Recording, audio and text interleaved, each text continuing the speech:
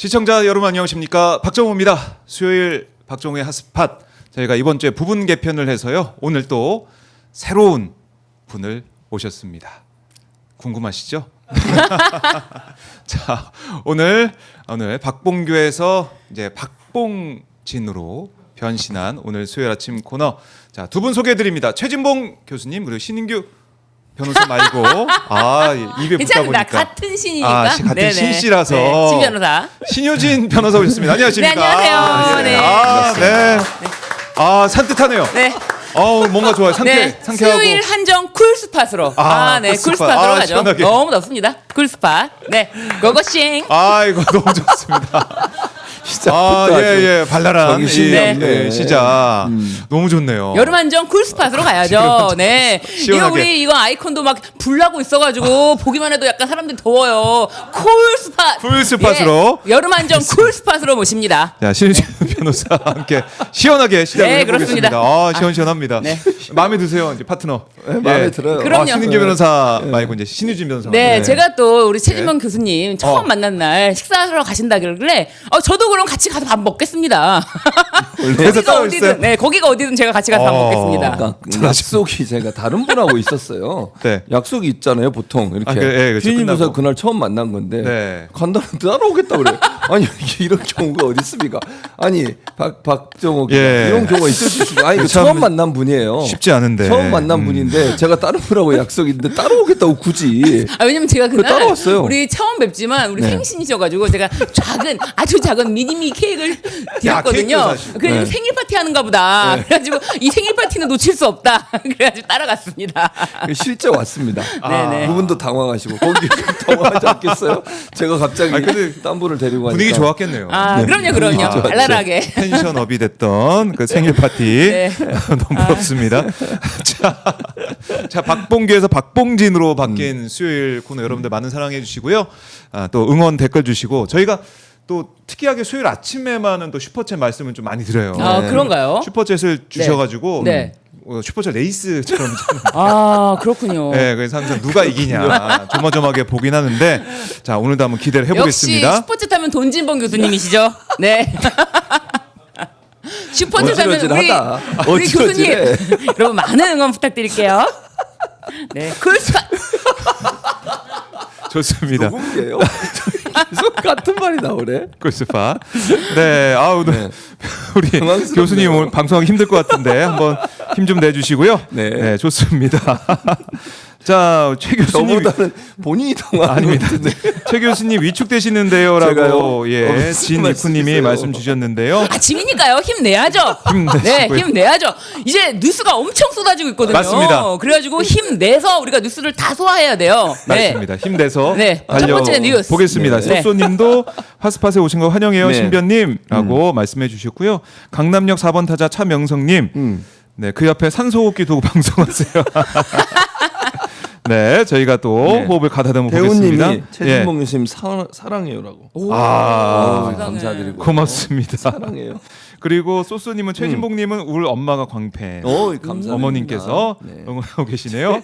고맙습니다. 이제 어머님들이 도와하실 연배죠, 제가. 그렇습니다. 네. 자, 지금 뭐 속보는 저희가 좀 이따가 좀 소화하도록 하고 특검 얘기를 먼저 좀 해볼게요. 특검.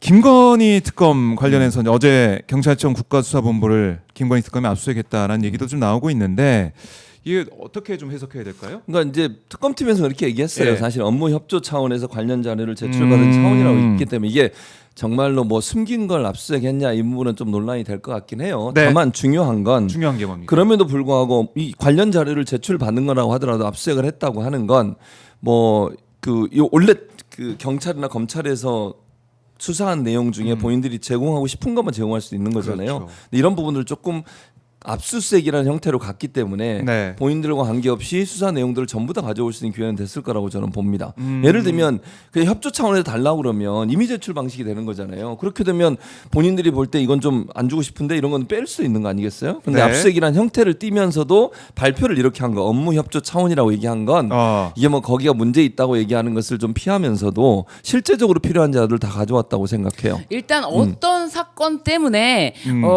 국수본을 압수수색했는지를 말씀드려야 될 것 같은데, 이게 통일교 고위직 간부들이 이제 원정 도박을 했다는 의혹이 맞아요. 2022년도에 있었습니다. 네. 그런데 이 사건 관련해서 통일교의 윤모 본부장 있지 않습니까? 네. 건진법사랑 계속해서 이제 뉴스가 나오고 있는 건진법사랑 커넥션이 있는 윤모 본부장이 네. 건진법사를 통해서 이 원정 도박 의혹 이 사건을 좀 무마한 게 아니냐.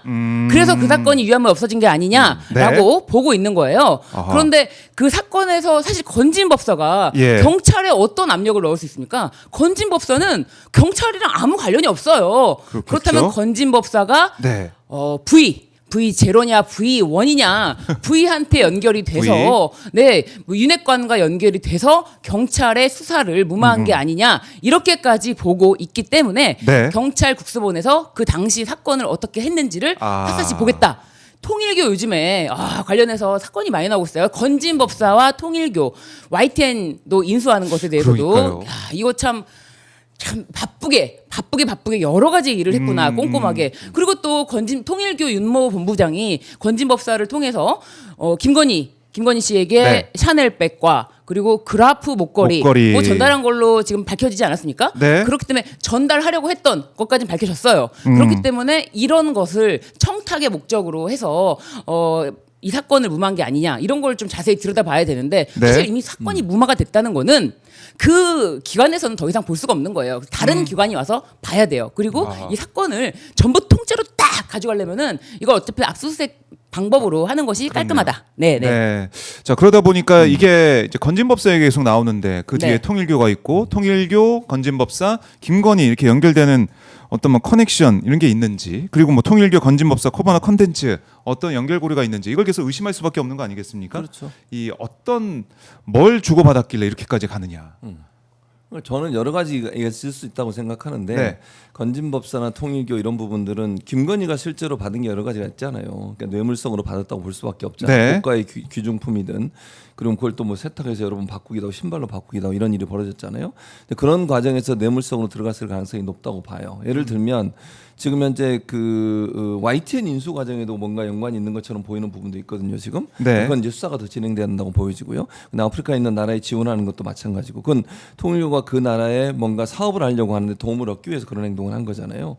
이런 여러 가지 상황으로 봤을 때, 그리고 뭐 취임식에 가는 문제도 그렇고 만나게 해달라고 요청한 문자도 있고 이런 것들은 아주 긴밀하게 건진법사라는 사람과 윤모 본부장이 친밀한 관계를 유지하면서 윤석열 전 대통령에 접근하려는 시도를 많이 했다는 걸 증명하는 것이고, 그것이 뇌물이라는 형태로 들어갔기 때문에 네. 반대급부로 많은 분을 받아냈을 수 있다는 생각을 하는 거예요. 그러니까 아까 도박 문제도 그렇지만 네. 그거는 그냥 무마하려고 하는 거라면 실제적으로 통일교가 뭔가 얻으려고 하는 시도를 하기 위해서 윤 전 본부장이 하나의 어떤 메신저 역할을 하면서 로비를 했을 정황이 있는 것이고, 그 가운데 건진법사가 김건희와의 연결고리가 돼서 예. 그 일을 추진하면서 중간에 이제 국민의힘 의원들이 포함되는 친윤들이 그런 구조로 간다고 볼 수 있죠. 그래요. 그러니까 YTN 언급도 하셨는데 사실 네. 이 건진법사가 이철규 통해서 YTN 인수 뭐 이제 그러니까요. 알아보겠다. 네. 그다음에 이철규 얘기는 뭐냐면 건진법사 한 번 만나고 7, 8번 통화했는데 YTN과 무관하다 또 이렇게 얘기를 하고 있는데 네. 무관하다고 얘기는 했지만 예. 국회에서 YTN 대주주인 한전 KDN에 YTN 주식 팔아라 이런 얘기 하지 않았습니까? YTN 주식 팔아라. 네. 왜 공기업이 언론사 주식 갖고 있냐? 아하. 그런데 그런 것까지 팔아라 마라 한다는 게 굉장히 이례적인 거잖아요. 그렇네요. 그런데 심지어 또 그 문자 이철규를 통해서 알아보겠다라고 한 문자를 받은 직후에 그런 발언이 나왔기 때문에 의심을 안 할 수가 없습니다. 그렇네요. 네. YTN 지금 뭐 지부 언론 노동조합 지부도 성명 내고 윤석열 김건희가 YTN을 강제로 팔아넘긴 진짜 목적이 뭐냐? 누가 어떻게 가담했냐?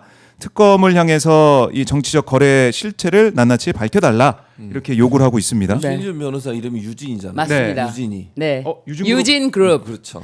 유진 그룹이 지금 YTN 인수했거든요. 아, 인수하셨어요? 유진 그룹에서. 그래서 YTN에 가면은 거기 이렇게 써 있습니다. 네. 유진 강점기.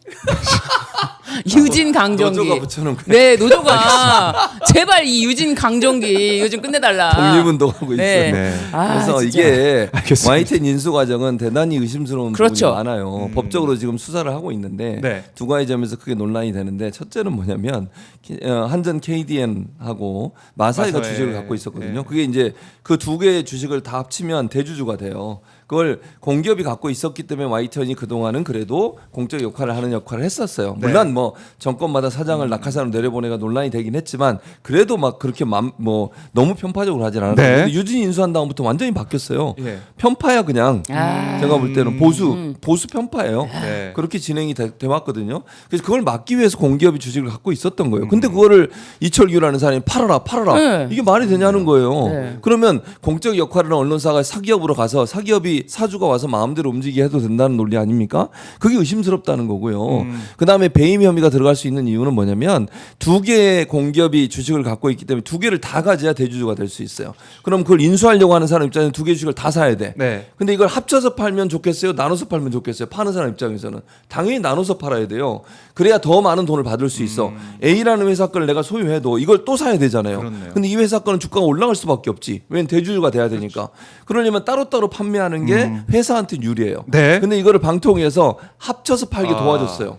그 당시 방통위원장이 누구였지? 이동관이었나? 뭐 정확히 좀 찾아봐야 되겠는데 어쨌든 그 당시에 방통위원회에서 2명이서 그걸 결정한 거예요. 그 배임 혐의예요. 회사에 손해를 입힌 배임 혐의가 있고요. 두 번째는 2인이 결정한 사안이에요. 지금까지 2인이 결정한 사안들이 다 불법으로 규제가 되고 있잖아요. 이걸 그 결정을 하는 과정에 불법성이 존재하고 있기 때문에 이거는 원천 무효다. 그래서 YTN 노조에서는 이거 다시 유진이 인수한 걸 다 백지화시키고 다시 돌려야 된다는 주장을 하고 있죠. 아, 그래요. 이 문제도 저희가 들여다봐야 되는데 이것도 이제 건진법사 그 뒤에 또 누가 어떤 권력을 얻고 또 이렇게 한 것이냐 궁금한 사항들 특검을 통해서 밝혀야 된다라는 거고 그다음에 어제 이제 김건희 특검팀이 열심히 압수수색을 했습니다. 뭐 윤상현 의원실도 오고 그다음에 눈에 띄는 사람 중에 한 명이 김상민 전 검사인데 그렇죠. 이 사람이 누군지 잘 모르시는 분도 있을 것 같아요. 변호사님 누굽니까? 김상민 검사. 김상민 검사는 검사직을 가지고 공무원 역사상 최초로 자신이 검사직을 가지고 현직에서 자신의 고향 창원으로 가서 출마를 하겠다면서 문자를 보내고 그리고 출판 기념회를 하면서 인사를 드렸어요. 자신이 창원에서 할 일이 많다면서. 검사인데. 검사인데요. 그러니까 검사가 출마를 한다면서 지금 출판 기념회를 해? 그 당시 검찰총장 이원석 검찰총장이 이건 좀 아니다. 아우 이건 좀 아니야. 라고 하면서 이원석조차도 이건 아니라고 했는데도 불구하고 도대체 무슨 백으로 저런 짓을 할까? 검찰 나오고 도대체 무슨 짓을 하려고 무슨 백일까라고 봤더니 김건희 씨가 김상민 검사가 창원에서 당선되게 명태균에게 도와주라고 했죠. 그러면서 창원에서 결국 공천을 받지 못하자 김상민을 다시 국정원 법률특보로 불러드립니다. 끝까지 챙겼네요. 끝까지 챙긴 사람이에요. 그러니까 조국 수사 때 고생 많았던 사람이다 이렇게 소개했다고 하는데 참 이 말이 됩니까? 김상민 전 검사 같은 경우 지금 사실은 공천을 못 받았는데 그때 컷오프 시킨 사람이 바로 한동훈 아니겠습니까? 그렇죠. 그래서 진짜 한동훈은 너무 싫어한 거지. 싫어졌나? 그래서 김건희가 싫어한 거예요. 말을 안 들으니까. 내가 하는 대로 안 하고. 그 김상민 전 검사도 어쨌든 압수수색을 당한 상황이 됐죠. 그러면 이 명태균 의혹에 대해서 김건희 특검이 정말 또 파헤치고 있다. 하나는 들여다보고 있다. 이렇게 볼 수도 있겠네요. 공천 개입 사건이니까. 공천 개입 사건이니까. 윤석열도 연관돼 있어요. 윤석열이 전화했다는 녹취가 나왔잖아요. 이건 다 공개가 됐어요. 내가 뭐 상현이한테 전화해서 뭐 할게. 말이 많네 이런 거 얘기했잖아요. 맞아요. 그 얘기를 했던 녹취가 있는 거예요. 그러니까 윤석열도 개입돼 있다는 걸 명확하게 보여주는 녹취예요. 본인이 얘기했는데 거짓말했을 리는 없잖아요. 그건 뻥치는 거예요. 그 본 전화는 그럴 리가 있겠습니까? 그러면 저는 이거는 공천 개입 사건은 그냥 김건희뿐만 아니라 윤석열까지 연관돼 있는 부분이기 때문에 이게 그냥 하나로 끝나지 않는다고 생각해요. 여기 공천 개입만 했을까요? 그건 아니라고 보거든요. 뭐 그 당시에 재보궐 선거했으니까 그렇지만 실제 그럼 총선은 안 했겠냐고요. 충분히 했을 가능성이 있다고 봐요. 그러니까 명태균이 여러 가지 뭐 대선 과정에서 무료로 여론조사 결과 보여주고 이런 거 제공해주고 이런 것도 논란이 될 수 있지만 전체 명태균 게이트에 문이 열리는 거라고 저는 보고 이걸 추적으로 해서 공천 개입에 개입했던 윤석열, 김건희 두 부부의 만행들이 드러날 거라고 만행들이 생각합니다. 드러난다. 그때 이제 상현이가 공관위원장이니까 라고 하면서 내가 걔한테 전화 한 번 더 할게 라고 하지 않습니까? 그런데 상현이가 공관위원장일 때 당시 당대표는 이준석이었다는 거. 당시 당대표 이준석이었다는 거.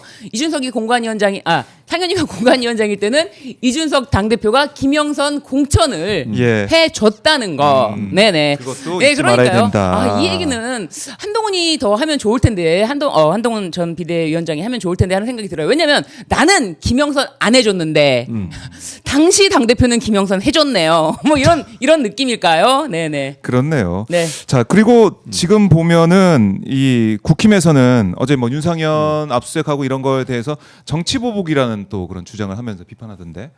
정치 보복. 뭔 정치 보복이에요? 정치 보복이라 하는 거는 아무 죄가 없는데 근거도 없고 뭐 증거도 없는데 수사를 하거나 압수하거나 이재명 전 대표를 향해서 했던 게 그런 거예요. 예를 들면 변호사비 대납이라고 쌍방울 처음 시작해서 지금 어떻게 됐어요? 변호사비 대납 온데간데 없어. 그건 아예 없어요. 대북 송금으로 바뀌었어요. 갑자기. 그래놓고 대북 송금 관련해서도 증거가 없으니까 회유했다는 정황이 너무 많잖아요 지금. 이렇게 몰고 가는 이런 걸 정치 탄압이라고 하는 거예요. 이건 너무 명백하잖아. 대통령의 목소리까지 있어요. 윤석열의 목소리까지. 이걸 뭘 부인하냐고요. 아니 이게 윤석열은 얼마나 웃기냐면 보세요. 녹취록 있어도 부인해버려. 했는데 안 했대. 말했는데. 두 번째 그 맹분배 받은 거 있잖아요. 그 영상 있잖아. 근데 뭐라 그래요? 이거 문제 없대. 무혐의야.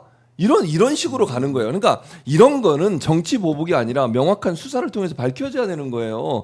아니 이재명 대통령 분명히 그랬잖아요. 정치 보복 안 한다. 안 하는 거예요. 지금 예를 들면 아무 문제도 없는 사람을 데려다가 막 하고 조사를 하고 이래가지고 처벌한 문제지만 실제 존재하고 있는 여러 증거들이고 누가 봐도 의심스러운 부분인데 수사를 안 해요? 그게 더 나쁜 거지. 이게 무슨 정치 보복이에요. 정당한 수사지. 정당한 수사다. 본인들이 이재명한테 했던 걸 생각해요. 떠대고 있어요. 게다가 또 윤상현 관련해서는 자, 어제 이 특검 압수수색 현장 특검 모습입니다. 압수수색. 윤상현 의원실. 12월 내란 전에 12월 1일인가요? 내란 전에 안가에 가서 1대1로 윤석열과 만났다. 그러니까 그것도 참 희한하더라고요. 그런데 윤상현 하는 말, 뭐 자주 갔기 때문에 기억이 안 난다. 야, 뭐 자주 갔기 때문에 기억이 안 난다라고 하지 않나. 또 11월 26일에도 안가 회동이 있었다. 그 내란 직후에도 안가 회동 있었지 않습니까? 박성재, 김주현 그리고 이완규. 또 이완규 해가지고 또 있지 않았습니까? 그런데 그 안가 회동 전에도 이상민 그런데 그 전에도 11월 26일에도 안가 회동이 있었대요. 그런데 이것에 대해서 반론을 들으니까 안가에 그냥 자주 가던 곳이었다. 뭐야? 와, 사랑방이야? 무슨 안가가 정말요? 안가가 무슨 사랑방입니까? 안가의 단골 손님입니까?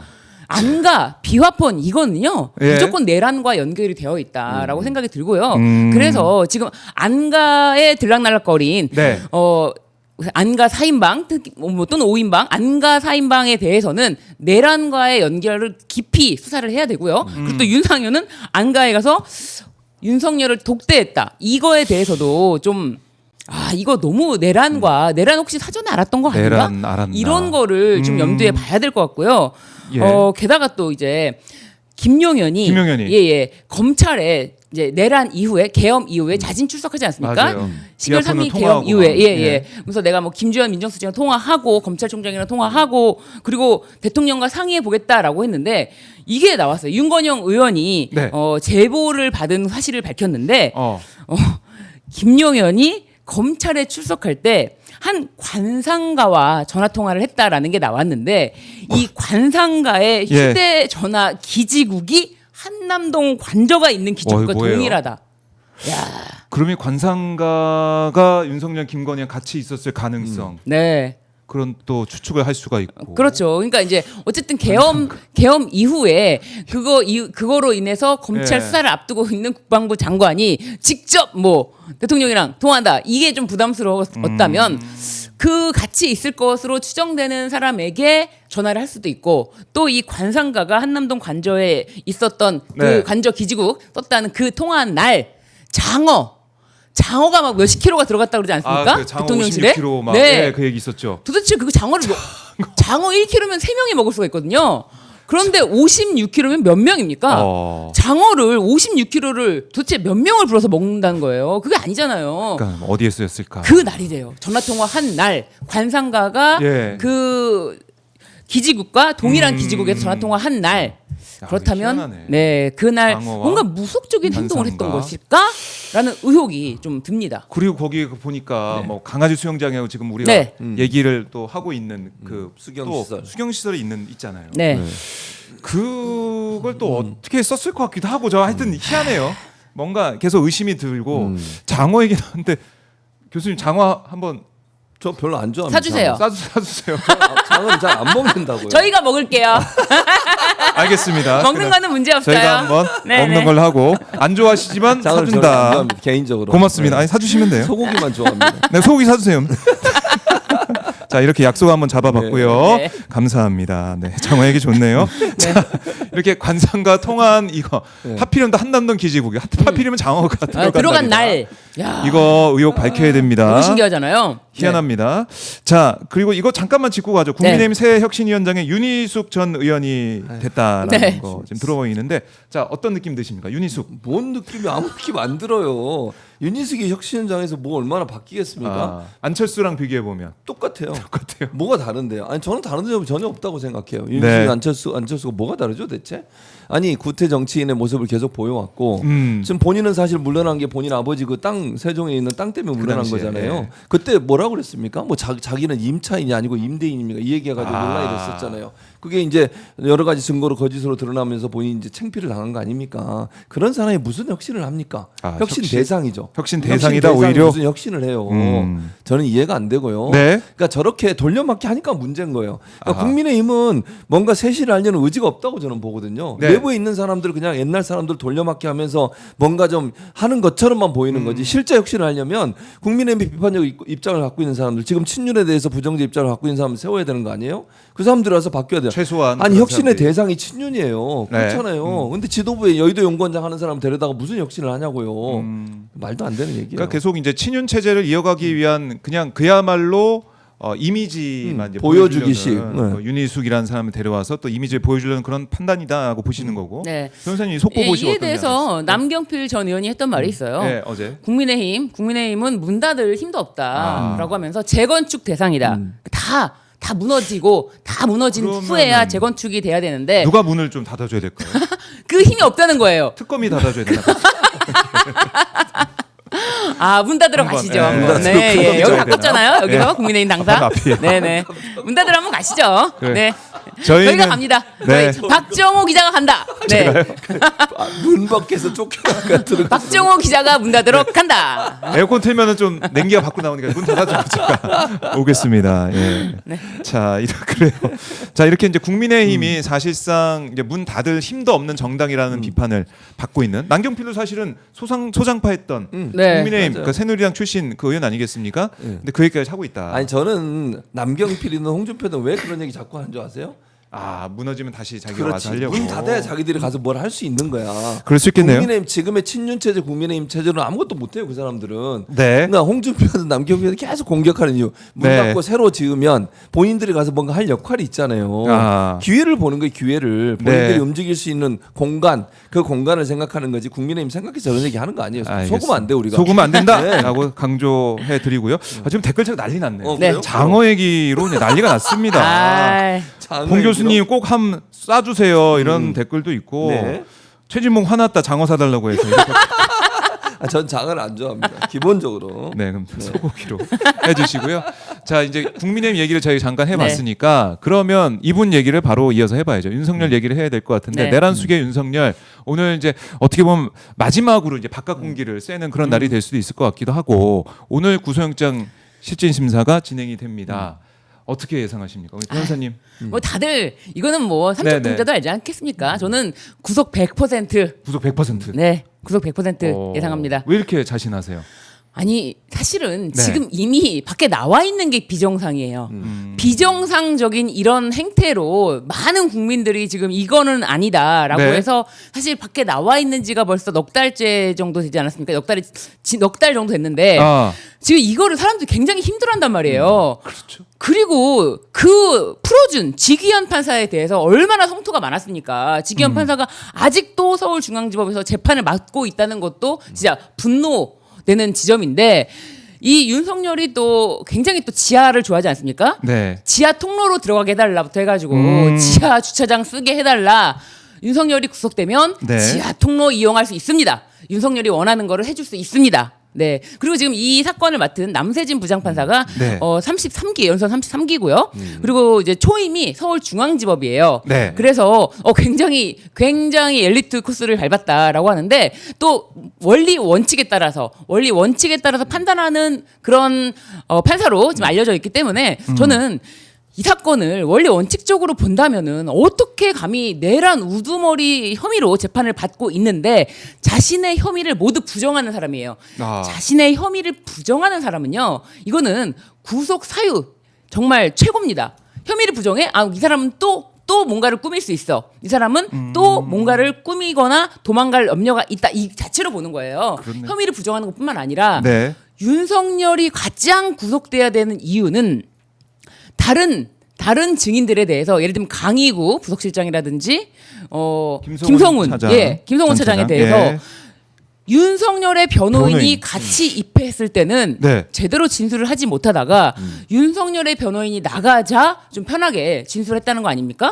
이런 거는 윤석열이 계속해서 영향력을 미치는 이런 행동으로 보고 진술 회유 있다고 보고 이제 윤석열이 더 이상 이런 행동을 하지 못하도록 하는 방법은 구속밖에 없다.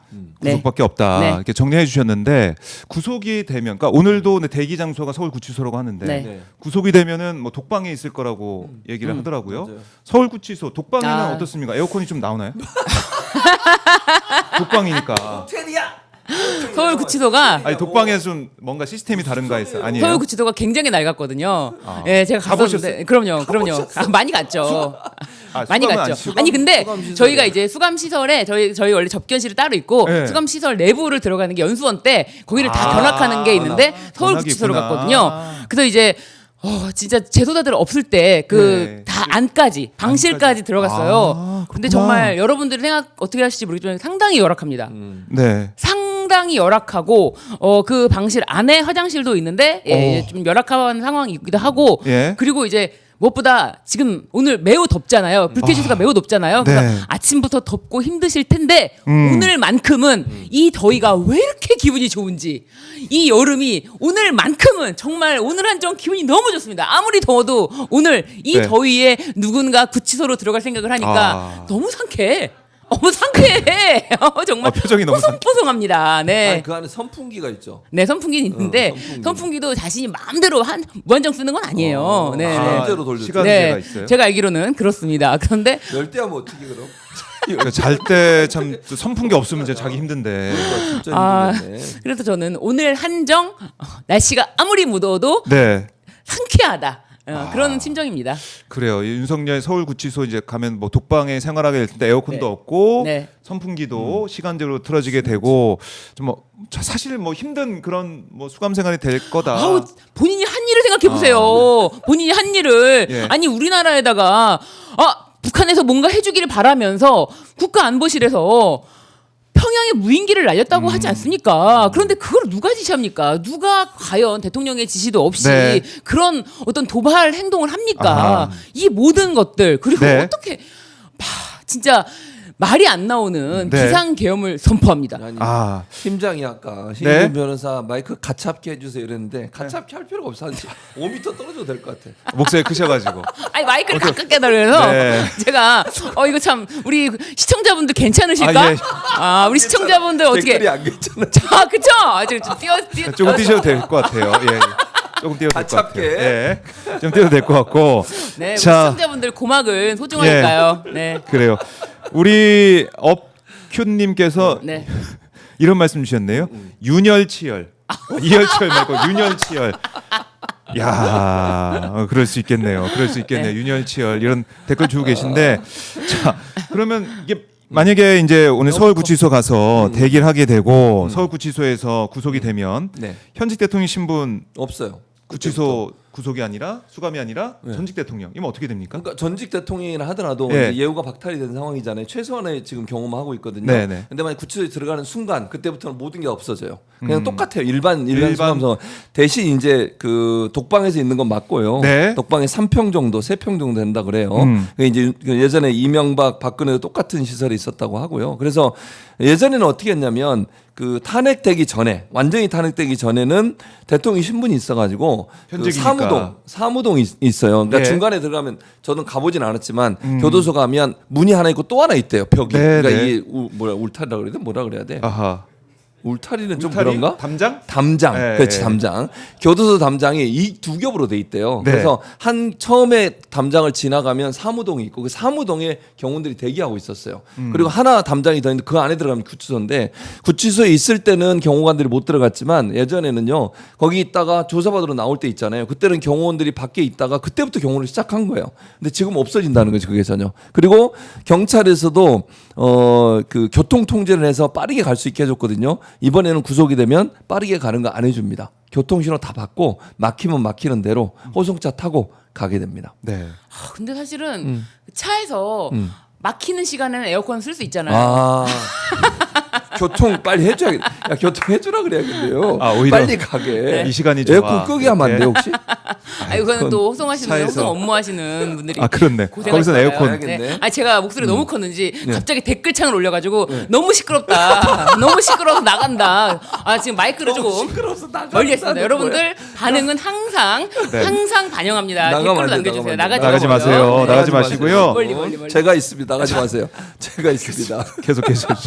자, 근데 구치소 수감 이후에도 재판 특검 이제 수사 아니면은 재판 뭐 특검사 이거 받으러 이제 왔다 갔다 해야 되잖아요. 네. 외출이 잦을 텐데 그럼 재판 받을 때 이럴 때는 수위 있고 수갑차고 이러고 그렇진 있는 않아요. 건가요? 그렇진 않아요. 미결 수용자이기 때문에 미결 수용자는 이제 수의를 의무적으로 착용하는 게 아니에요. 이제 바뀌었어요. 갈아입고 네네. 올 수 그래서 있다. 다시 양복 입고 왜냐하면 또 미결 수용자의 처우에 대해서 그 부분은 좀 바뀌었습니다. 그래서 뭐 수의는 이제 기결 수용자가 된 다음에인데 기결 수용자가 된 다음에는 거의 뭐 우리 화면에 노출될 일이 거의 없겠죠 앞으로. 네, 그랬으면 좋겠습니다. 네, 그래요. 노출되지 않았으면 좋겠어요. 정말 꽁꽁 네. 무기징역, 사면 없는 무기징역으로 절대 안정을 취하시기를. 네네. 박근혜는 그때인데 수갑을 찾던 거 같은데 제가 봤더니 아니요. 제 기억에는 아닌가요? 수갑 그러니까 원래 구속된 사람은 예. 이렇게 합니다. 포승줄, 포승줄 같은 걸 다 해서. 하는데 그걸 좀 안 보여지게 좀 이렇게 둘러주기도 네, 하죠. 수건 같은 네네. 이런 걸로. 그래서 이제 사실은 구속 수감자들은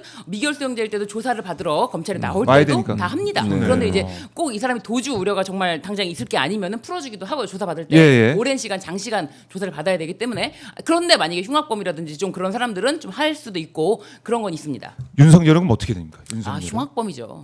흉악범이에요. 존재 자체가 흉악범이에요. 절대 풀어주면 안 돼요. 아 정말. 손 이렇게 하고 와야 돼요? 네, 저는 제가 봤을 때는 제가 네. 만약에 조사하는 사람이라면 절대 안 풀어줘. 조사하는 동안에도 네, 절대. 아 정말 네. 존재 자체가 사회적 해악이 너무 커. 그래서 그리고 이게 묶여 있을 때 자신이 굉장히 위축되거든요. 위축되지. 예, 굉장히 위축되기 때문에 네. 좀 그런 것 측면에서도 저는 안 풀어주고 싶어요. 그렇지만 뭐 인권 보호 측면에서 뭐 어쨌든 예, 국민들의 특검에서- 마음은 네, 안 왜 풀어주는 게 풀어주냐 좋다. 이런 네. 말씀 많이 하실 것 같은데 자 보도록 하고 오늘 뭐 구속 100% 밤이나 내일 새벽쯤에는 결정이 나겠죠. 네. 그렇게 보신다. 될것 같아요. 거기에는 다 그렇죠. 왜냐면 구속영장 청구서가 66페이지. 66페이지고 혐의에 대해서 볼 거고 청구서만 66페이지지 이거 이에 따른 또 증거 자료가 다 첨부가 돼야 되잖아요. 증거 자료까지 하면은 양이 상당할 거예요. 그래서 또 이 남세진 부장판사가 뭐 독심술 하는 사람 아니라고 저는 봅니다. 네. 대법원에서는 독심술로 기록도 읽지 않고 판단하지 않았습니까? 그런데 그런 사건도 있었기 때문에 이 기록 하나하나 증거 하나하나 저는 검토할 거라고 보고요. 그래서 늦어질 것이다. 시간이. 그렇지만 남세진 부장판사가 결코 이것에 대해서 뭐 직위원과 같은 판단을 할 수는 없을 것이다. 네, 그렇게 봅니다. 그러니까 제일 중요하게 보고 있는 게 바로 이제 도주 우려도 있겠지만은 네. 뭐 도주하기엔 뭐 어렵다고 볼 수 있는데 뭐 미랑 우려하시는 분도 그렇진 않겠죠. 근데 법적인 평가는요. 예. 도주라는 게 정말 실제로 그 장소, 내가 현재 있는 현재 장소를 벗어날 것을 우려한다기보다는 이 사람이 혐의를 부정하면서 계속 자신의 범죄를 은폐하려는 그런 시도. 예를 들면 진술 회유라든지 뭐 아까 말씀드렸잖아요. 강희구라든지 김성훈에게 그런 일련의 행동들 자체가 자신의 혐의에서 벗어나려는 거거든요. 그게 그걸 자체로 평가를 할 수가 있어요. 네. 그런 자들은 보통 도주 우려가 높다라고 평가가 되는 거예요. 그렇기 때문에 실제로 이자가 뭐 밀항이라든지 내가 가면 어딜 가라든지 이런 거는 변명이 안 통한다. 그렇죠. 그럼 도주라는 의미가 도주라는 거를 법적으로 평가해야지. 예. 실제로 내가 뭐 차표를 끊었냐, 내가 뭐 어디를 가냐, 내가 뭐 우리나라 밖에 어디를 가냐 이런 변명은 통하지 않는다는 거. 그러니까 여러 가지 도주 우려를 판단하는 기준이 아까 얘기했던 그것도 포함되고 그다음에 형량이 높을수록 도주 우려가 높다고 그럼요. 봐요. 네. 또 하나는 뭐가 있냐면 경찰에 3번 출석 요구 응하지 않았잖아요. 네. 그리고 특검에도 1번 응하지 않았어요. 이것도 도주 우려로 봐요. 그러니까 이렇게 평가. 출석하라고 수사를 위해서 오라 그러는데 안 오잖아요. 네. 이것도 그렇게 평가하는 기계적으로 그렇게 평가를 해요. 그렇죠. 네. 사실은 구속사유 중에 범죄 중대성으로 네. 보통은 평가를 한다면 중대한 범죄를 저지른 자라면 일단은 가둬놓고 시작을 해야 된다. 잡아놔야지. 맞아요. 중대한 범죄를 저지르면 이 사람은 중형이 선고될 것이 예상되기 때문에 도주율가 높다. 이렇게 보는 바로 연결이 돼요. 네. 그런데 무슨 윤석열이 이제 와서 뭐 자신은 뭐 다 모든 혐의를 부정하지 않습니까? 그리고 자신은 그 강희구가 작성했다는 그 문건도 자기가 작성한 거 지시한 거 아니다. 네. 모든 걸 부정하고 있어요. 그래서 결국 구속될 가능성이 크다. 높다. 100%다. 100%. 이렇게 보시는데 자, 이 증거인멸 우려도 뭐 사실은 이제 그렇죠. 볼 거고 66페이지 그 영장 중에 상당 부분 그러니까 16페이지 정도가 이게 구속 위에서 증거인멸, 도주 우려 이걸 써놨다는 거 아니겠습니까? 근데 구속영장 청구서에 보니까 5개 범죄 혐의가 있는데 5개 범죄 혐의 하나는 정리를 그래도 한번 해보죠. 어떤 혐의가 있는지 보니까 국무위원 심의방해 이거는 국무위원들 불러야 되는데 부르지 않고 거죠. 선택적으로 부른 거죠. 다 부르지 않은 거죠. 다 부르지 않았다. 맞아요. 선택적으로 불러서 그 사람들의 권한을 침해했다는 거죠. 이게 어떻게 보면은 또 중대하게 볼 수 있는 그 부분이고 이게 직권남용 권리행사 방해고 또 비상겸 선포 이후 부서 사후 착출 및 작출 및 폐기 허위 공문서 작성 및 행사 이 이거 부분 건에서는 이제 한덕수와 공범으로 적시가 됐죠. 네, 한덕수는 여기다 서명을 했잖아요. 근데 이거 관련해서 계속 이제 공문서 위조라고 하시는데 위조가 아니고 이거는 허위 공문서 작성죄입니다. 네, 방송에서 자꾸 이제 공문서, 그러니까 뭔가 뭐 잘못된 서류다라고 하면 위조라고 하시는데 위조는 서명을 위조해야 위조고요. 이 내용이 잘못된 것에 대해서 내가 서명을 한 경우는 이거는 허위 공문서 작성죄. 네, 이거를 바로 폐기했다고 하더라도 사후에 이틀 뒤인가요? 폐기했다고 하더라도 이 작성이 된 게 이게 이제 공문서잖아요. 그러면 이 공문서에 대한 신뢰도를 손상했다라고 하기 때문에 이거는 사후에 폐기했다 그래도 범죄 성립에는 지장이 없다라는 점 말씀드립니다. 그리고 외신 기자 상대 허위 공보, 직권남용 혐의가 적용이 그렇죠. 돼 있는데 또 시켜가지고 그럼요. 잘못된 얘기를 허위 사실을 막 퍼뜨리겠다. 계엄에 대해서 정당성을 외신에 알려라. 진짜 아니 미국에서 공부하시고 직접 가르치기도 하셨다고. 그렇죠. 교수도 했죠. 하셨다고는 뭐야? 제가 되게 들었어요. 의심해? 직접 가서 못 봐가지고 제가. 믿음이 적은 자야. 도마 같은 사람. 왜 그러세요, 목사님? 왜 그러세요? 자, 이거 하셨잖아요,라고 해야 되는데 하셨다고? 저는 진짜 보고 믿어야겠습니다. 보지 않고 믿는 자가 복되도다.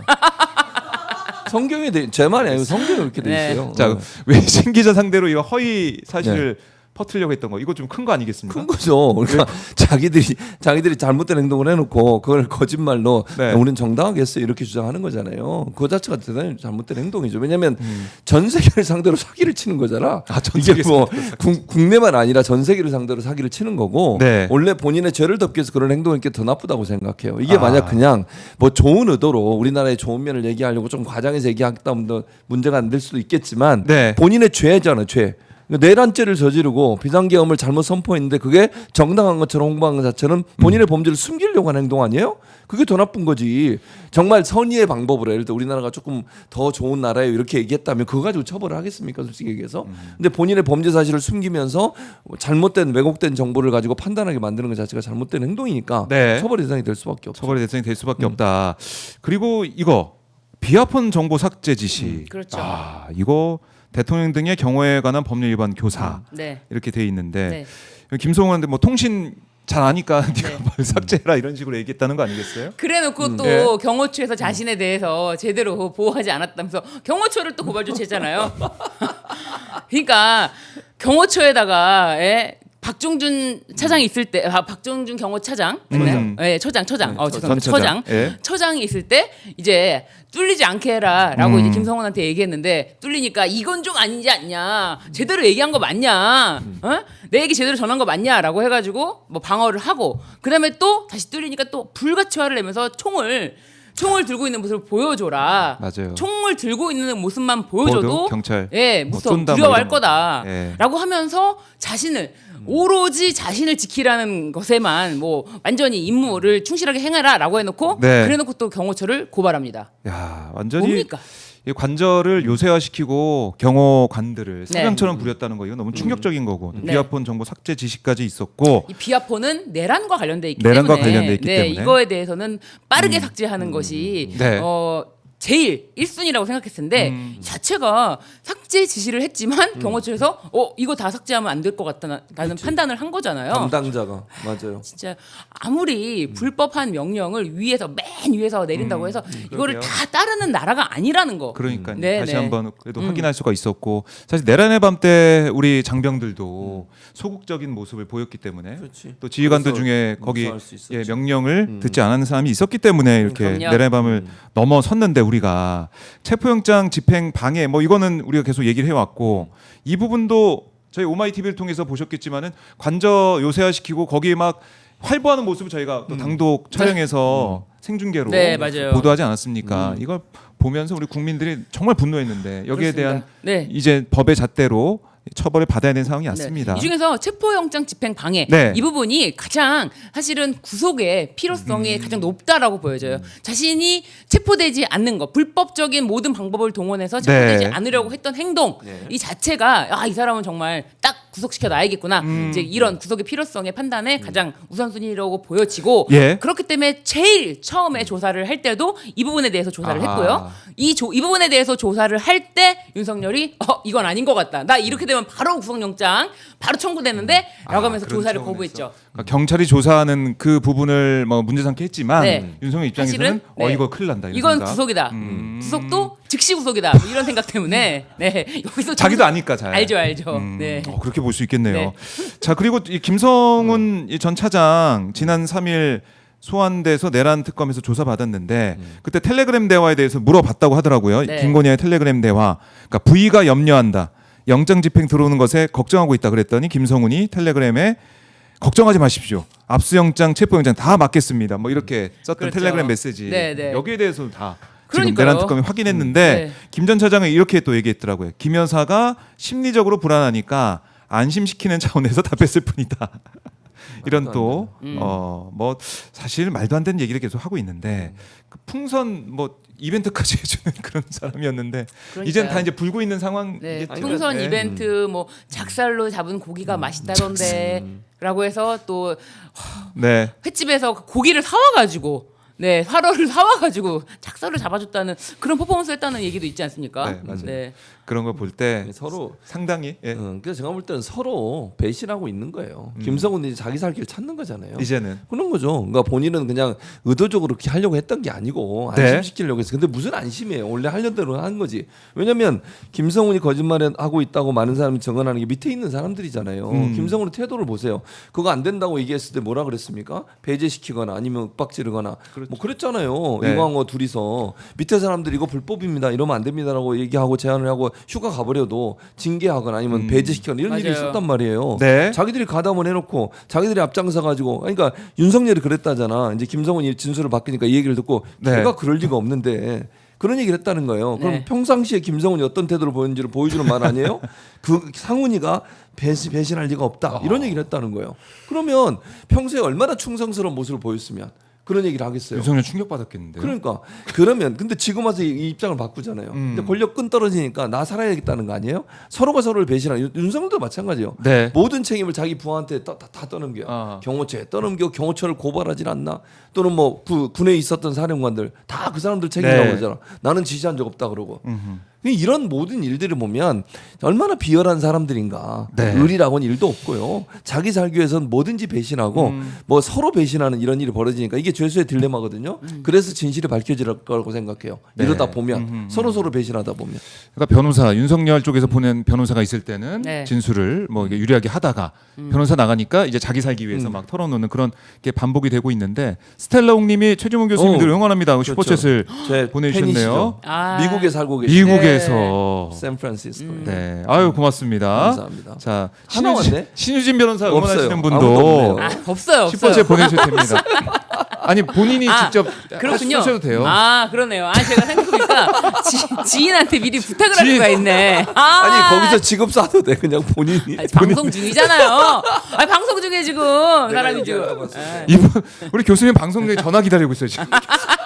용산 전화 아직까지 미련을 못 버리고 이제 다 됐는데 교수님 그냥 내려놓으세요. 미련 없습니다. 미련 없죠? 네. 알겠습니다.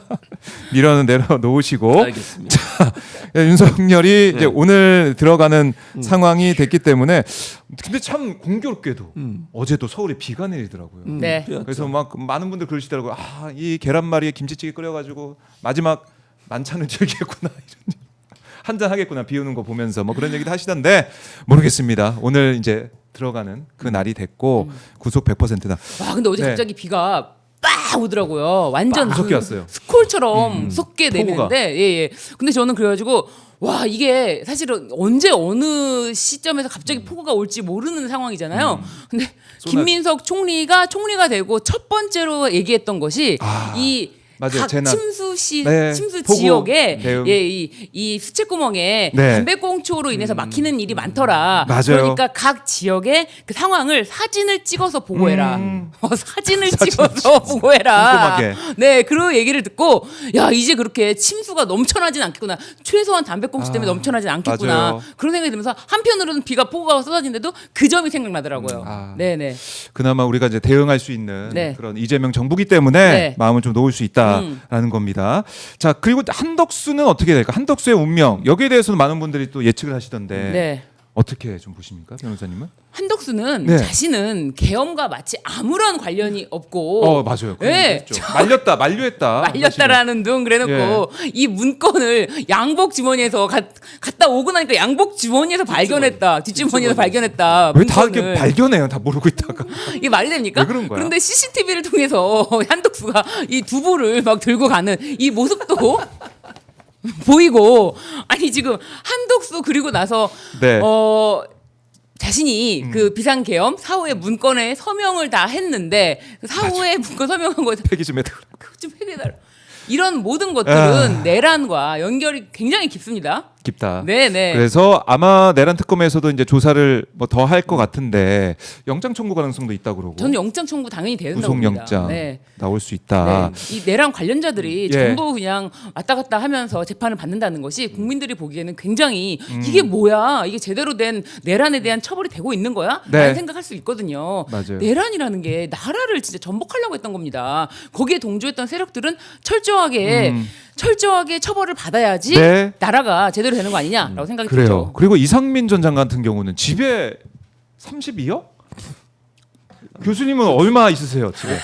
현금. 현금이 어디 있어요 집에? 누가 집에다 현금을 놔두고 다녀요? 그거 이상하잖아요. 아니 현금 담화를 집에 보관하는 사람이 있어요? 나는 처음 봤어요. 그러니까 저는 개인적으로 처음 봤어요. 개인적으로.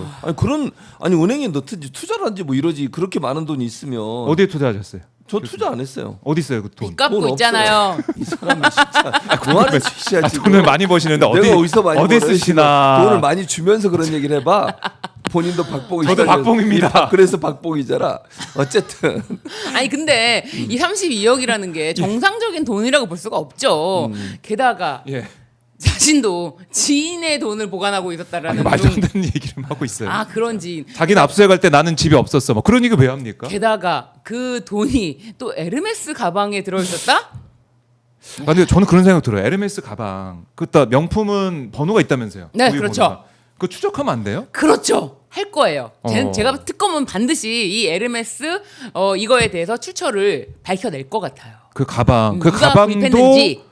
누가 그 구입해서 담아서 줬을 거라는 생각이 드니까 그런 명품 가방에. 그러니까요. 아니 이게 이 돈이 뭘까 진짜? 댓글 예. 댓글 얘기 안 할 수가 없네. 네. 이 사람 왜 이렇게 여기도 댓글 뭐라고 쓰냐? 김민석도 현금 보관이래. 어처구니가 없어. 아. 그게 바로 잘못된 국민의힘의 여론전이에요. 그러니까요. 김민석이 현금을 보관한 네네. 적이 없다고요. 무슨 증거로 그런 얘기를 하는 거예요, 대체 여기 와서?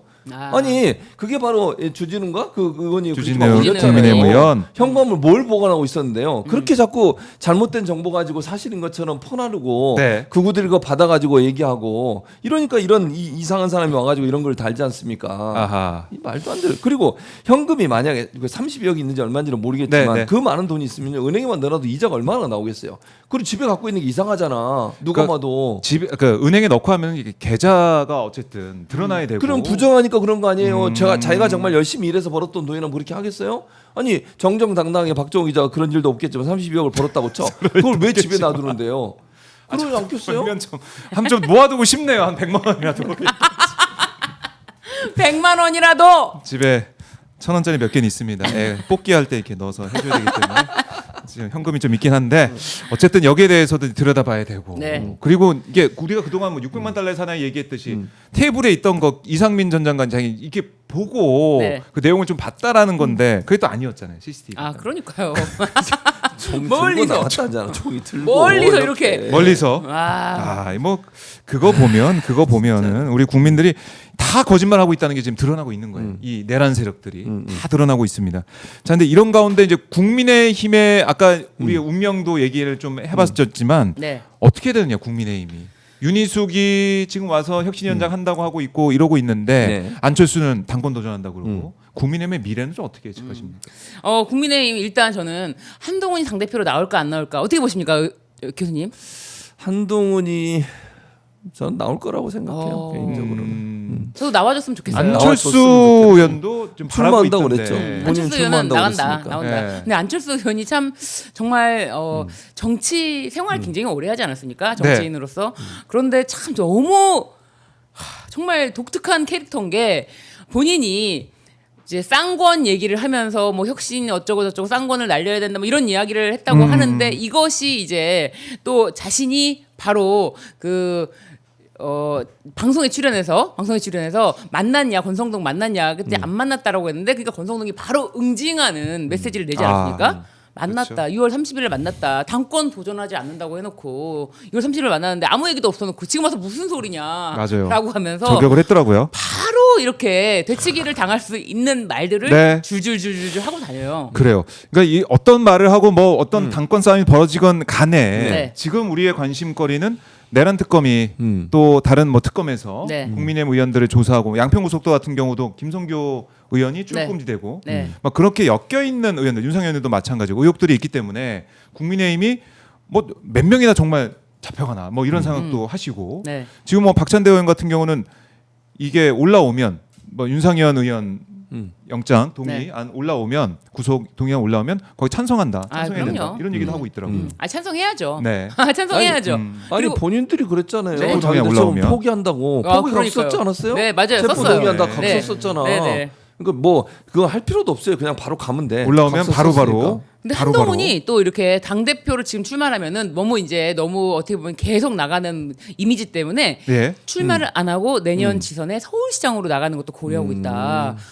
근데 서울시장 나가는 거 고려한다고 했을 때 뭐 사실은 별로 털 것만큼도 네. 타격감은 없지만 그런데 문제는 이 부동산 서울시 집값이 정말 너무 미쳤어요. 사실은 최고가를 찍고 내려왔었지 않습니까? 그런데 다시 금리가 많이 내려가면서 다시 부동산 시장이 들썩하면서 이게 부동산 대출 규제 발표나기 전에 이미 맞아요. 호가가 과거 최고가를 뚫었어요. 사실 전 그래서 사실 이것이 열 많이 받으셨네요. 아니요, 이것이 주는 있어요? 메시지가 예 있습니다. 네. 이것이 주는 메시지가 좀 위험하다고 보는 게 사람들이 이상하게 집을 사면 자신의 집이 소유가 있으면은 보수화가 돼요. 제가 아는 몇 명도 서울시에 어렵게 집을 마련하고 나서는 사실 그 전까지는 예전에는 뭐 국민의당 안철수 국민의당 뭐 이렇게 지지하고 하다가 지금 완전 극우로 돌변했거든요. 그러니까 서울시에 집을 가진 사람들은 극우가 돼서라도 자신의 재산, 자신의 아파트를 지킨다. 뭐 이런 모습이에요. 걱정되는 부분이 있군요. 걱정되는 부분이 선거가. 있습니다. 네, 걱정되는 부분이 있어서 네. 서울시장을 대비를 많이 해야 되고 지금 아직까지 그 호가를 올려놨던 거 있지 않습니까? 아직 걷어들이진 않았어요. 이제 대출 규제가 6억까지기 때문에 네. 이제 좀 그것에 대해서는 뭐 안 팔리는구나라는 인식이 돼서 호가를 낮추면 몰라도 아직까지 호가가 그대로 높다. 무섭습니다. 근데 뭐 이재명 대통령이 이번에 기자간담회 기자회견 할 때는 여러 가지 정책이 많이 있다, 이제 맛배기다라고 맞아요. 얘기했기 때문에 좋아요. 많은 분들이 믿고 또 의지를 하고 있습니다. 자, 전지현님이 신유진 변호사님 힘 실어드립니다라고 네. 미국에서 또 드디어. 슈퍼챗을 보내주셨고, 그다음에 감사합니다. 최홍식님, 예, 신유진 변호사님 화이팅 이렇게 주셨네요. 2대1 신유진 변호사가 앞서고 있습니다. 2대 1대 빵이죠. 박정호. 아, 저요? 박정호는 아무도 없잖아요. 네, 저는 없어도 됩니다. 감사합니다. 뭘 또 없어도 돼요. 갑자기 왜 이러세요? 없어도 돼요. 세상에. 자, 삼부토건 얘기 그래도 저희가 조금 짚고 넘어가야 될 것 같은데, 네. 이제 김건희 특검에서 삼부토건 열심히 파고 있어요. 아, 뭐 제일 어떻게 보면 첫 강제 수사도 했고 압수수색도 네. 했고 관련자들 계속 소환을 해서 물어보고 있는데 삼부토건에 대한 이 의혹 네. 이것도 좀 어마어마한 것 같습니다. 그렇죠. 예? 사실 삼부토건 이 관련해서는 네. 굉장히 어떻게 보면 우연히 발견된 거예요. 그때 김규현 변호사가 예. 자신의 이제 카톡을 공개할 때 멋진 해명. 마지막에 그냥 붙어있던 거예요. 3부 내일 체크하고. 근데 맞아요. 거기를 주목한 거예요. 사람들이 내일 아하. 체크하고 3부 내일 체크하고 그래요. 이거를 주목한 거예요. 그래서 그게 뭐 군고불부장이냐 뭐 아니냐 이런 얘기도 있었고. 그러니까요. 이걸 어떻게 방어할까에 대해서 논의를 국민의힘에서 했다고 봅니다. 저는. 아, 논의를 별도로 하고 이거 대응책 이거 대응해서 주진우 의원이 뭐 물어보고 유삼부 아니고 유상범 유상범 이제는 아예 유삼부 의원으로 유상범 네. 예 유상범 의원이 거기 정점을 찍었죠. 여기 김성근 사단장에게 네. 군 골프장 3부 있죠? 없습니다. 이렇게 이거에 대해서 방어를 하면서 이게 더 커졌어요. 유삼부라고 그런데 기억할 뭔가 정도로. 있다라는 생각을 하게 그런데 되고. 이거를 파보니까 진짜 예. 이게 어마어마한 거 아닙니까?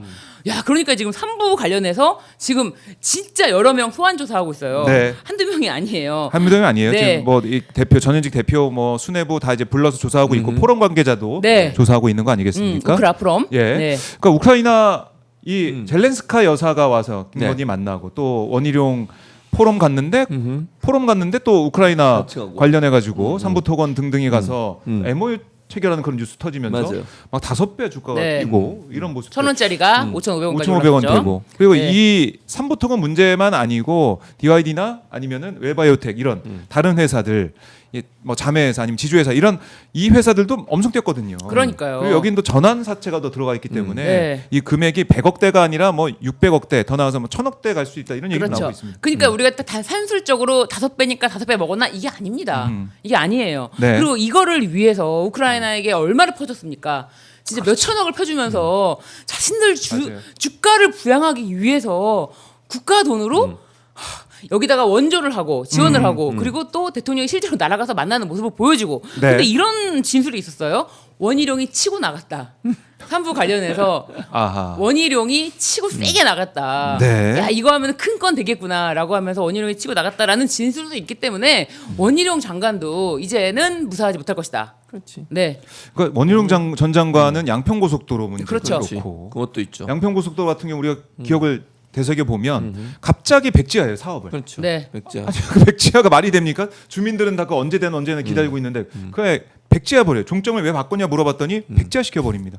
상당히 말이 안 되는 거죠. 말이 안 되죠. 이것도 그래서 김성교 의원도 이거 관련해서 출금지 되고 있는데 네. 이걸 하나하나 들여다봐야 되고 네. 그다음에 김태호 전 실장도 전 차장도 네. 금요일에 소환이 됩니다. 네. 그렇습니다. 이 왜냐면 세해병 특검 김태우는 잘 아시는 것처럼 안보 분야의 책임자였잖아요. 1차장. 그러니까 이제 외환 유치와 연관된 부분을 조사하는 걸로 보여져요. 외환유치 그렇죠. 있고 왜냐면 이제 경로설도 있고 그러니까 이런 두 가지 사안들을 함께 봐야 되는 상황이고 지금까지 김태효는 여러 가지 의심을 많이 받았지만 한 번도 조사받거나 이런 적이 없었잖아요. 지금 이거는 제대로 잘 들여다봐야 돼. 일본 관계도 그렇고요. 여러 가지 문제에 연관돼 있어요. 김태효는. 근데 본인은 드러나지 않은 상태. 지금 교수로 복직을 해서 교수로 또 활동을 하고 있어요. 지금도. 저는 좀 문제라고 보여지고 여기 김태효를 불러서 뭐 저는 아까도 얘기했지만 그런 여러 정황들에 수사를 해봐야 된다.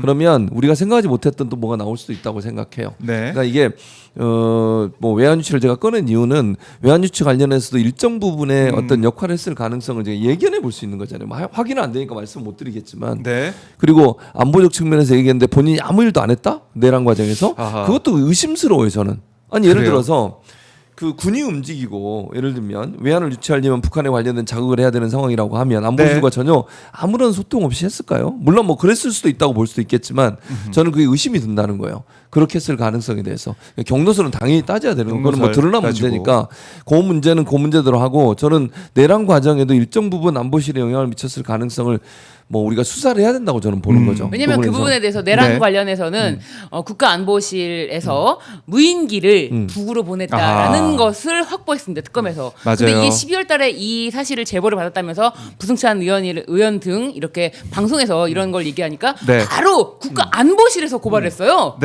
국회의원을. 그러면서 국가안보실에서 이거는 명예훼손이다라고 했는데 사실 밝혀지지 않았습니까? 근데 국가안보실에 누가 있습니까? 김태효 외교안보 1차장이 있었고요.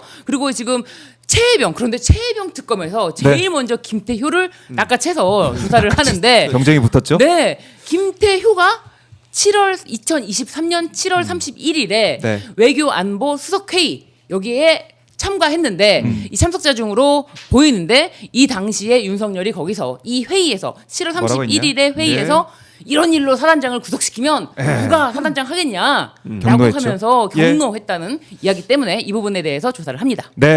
자 바로 그 고발당한 그 분을 제가 모시겠습니다. 부승찬 민주당 의원. 제가 연결을 잘했네요. 잘하셨어요. 이게 예고까지 해주시고 이 무인기 내용, 김태효 내용 저희가 이어서 가보도록 하겠습니다. 오늘 어떠셨어요? 오늘 너무 신나요. 제가 원래 말할 때 이렇게 힘줘서 말하지 않고 여러분 안녕하세요. 오마이뉴스의 신지진 변호사입니다. 이상민 의원 정말 문제고요. 그랬었어요? 오늘 꼭 구속했으면 좋겠습니다. 윤석열 이렇게 하면은 재미가 없잖아요. 오늘 너무 재밌었습니다. 변호사님 다음 주 수요일도 뵙도록 하겠고요. 교수님 고생 많으셨습니다. 다음 주에 뵙겠습니다. 박수로 마무리하겠습니다. 고맙습니다. 감사합니다. 자 부승찬 민주당 의원 저희가 바로 만나보겠습니다. 잠시만요.